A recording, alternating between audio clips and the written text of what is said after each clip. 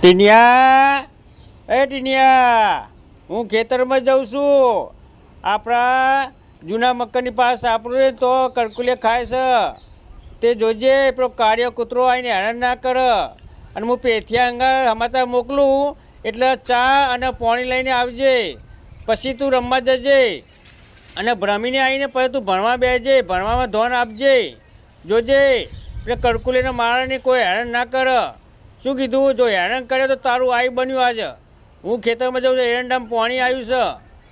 Over light ને તે 3 વાગે જતી રહે હ. એ પહેલાં પાણી વાળી દઉં આવું એટલે આપણે પાણીનું કામ થઈ જાય. અને તો સુધી કૂતરા ખાઈ રહ્યા હ. જોજે 2 ગલુડીએ છે મારે નહીં પેલો કાર્યો કૂતરો આવીને.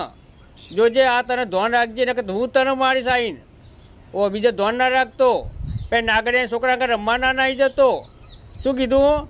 ઓવે જો આ મને ખબર પડી ને અમ્મા જો કૂતરાને હેરાન કર્યા તો તારી આવી બનશે. જોજે. ઓવે બહુ તને લાડ કરાયા છે. એ લાડમાં તું બગડી ગયો છે. ઓવે હવે મારા હમ તું જોવાનું રાખ. ખબર નહીં પડતી તને? ધ્યાન રાખ.